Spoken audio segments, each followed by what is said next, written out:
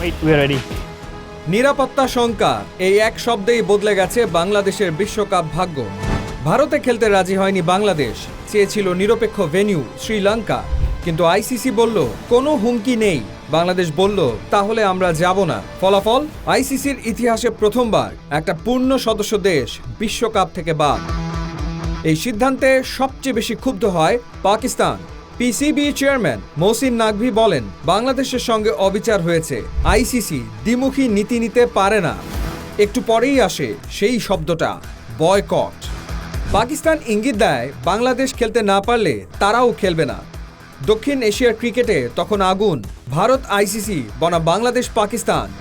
কিন্তু ঠিক তখনই বিস্ফোরক খবর, পাকিস্তান দলের কলম্বো যাওয়ার টিকিট কেটে ফেলা হয়েছে। অস্ট্রেলিয়ার সঙ্গে একই ফ্লাইট, স্কোয়াড প্রস্তুত, হোটেল বুকড।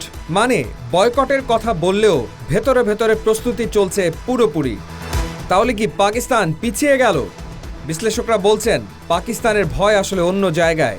আইসিসির শাস্তি, আন্তর্জাতিক নিষেধাজ্ঞা, বিশ্বকাপ আয়োজনের অধিকার বাতিল, রাজস্ব বন্ধ, আর সবচেয়ে ভয়ঙ্কর পিএসএল এ বিদেশি খেলোয়াড়দের না পাওয়া।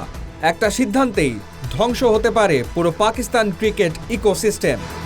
তাই প্রশ্নটা এখন নীতি না ব্যবসা? বাংলাদেশ খেলতে পারল না, পাকিস্তান খেলতে যাচ্ছে, আইসিসি নিশ্চুপ, ভারত শক্ত অবস্থানে। তাহলে এই বিশ্বকাপ আসলেই কি ক্রিকেটের, নাকি এটা ক্ষমতা, রাজনীতি আর অর্থের বিশ্বকাপ? বয়কট নাকি নাটক? এই প্রশ্নের উত্তর হয়তো জানে শুধু কলম্বোর সেই টিকিট।